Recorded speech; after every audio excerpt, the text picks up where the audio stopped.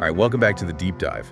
Today we're looking at the sources you sent us on what might be the biggest release of 2025, Roland's new TR-1000 Rhythm Creator. Yeah, and it's fascinating because for decades, the TR series, the 808, the 909, they were all about providing this perfect, rigid structure. That mechanical pulse. Exactly, that beautiful, strict mechanical pulse. But the TR-1000 is trying to do, well, the exact opposite. And that's really the core of our deep dive today. We're analyzing how Roland is trying to redefine rhythm by blending that classic analog warmth with digital control and AI. All to get to the central idea of the machine understanding the human pulse. So where do they even start with that? Well, it has to begin with the sound engine. Yeah. And that's where their reconfigured ACB technology comes in, analog circuit behavior. Right, but that's not totally new. It isn't, but this version is. It's not just a digital snapshot of old circuits. It's actually modeling the behavior of the components in real time. Okay, so what does that actually mean for a producer? What can they do now that they couldn't before?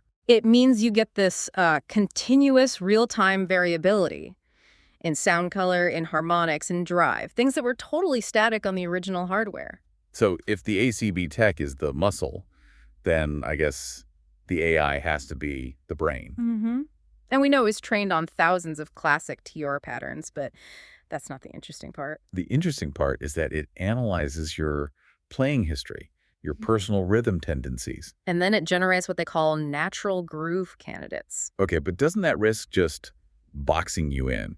If the machine only mirrors what I already do, how does that help me be creative? I think that's the key distinction, though. The sources suggest it's not just mimicking you, it's synthesizing new ideas based on your feel. So it's offering complementary rhythms that fit your style, but that you maybe hadn't thought of. Exactly. It's acting as a rhythm mirror image device. And you can see that whole idea, that fusion, in the physical design too. Yeah, despite all this crazy AI under the hood, they kept the classic 808 and 909 layout, the machined aluminum knobs, the rounded step buttons. Because they know that your hands remember the music. That physical connection is what the AI needs to analyze in the first place. Right. And speaking of physical interaction, that morph knob. That seems like a total game changer, especially for live performance. It changes multiple parameters at once, right? Sound, color, decay, tuning. All at the same time, and it's incredibly smooth. So instead of a static loop, your rhythm can suddenly feel like it's breathing, like it's evolving over time. Let's talk about the sound itself, specifically the low end. The 808 kick is iconic.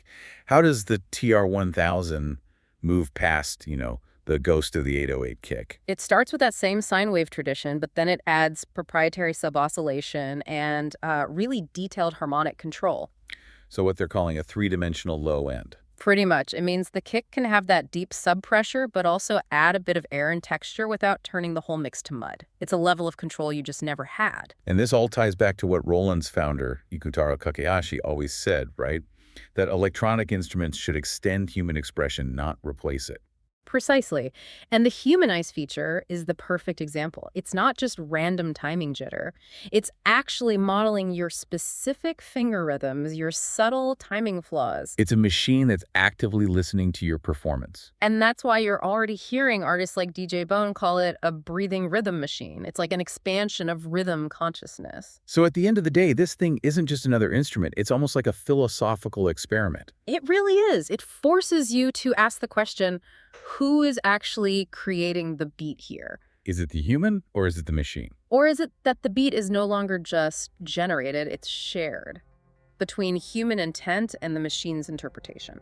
So a final thought for you to take away is how this kind of AI-driven synthesis is going to change not just live performance, but the very nature of composition itself when the machine is no longer a tool, but an active collaborator. Thanks for diving deep with us.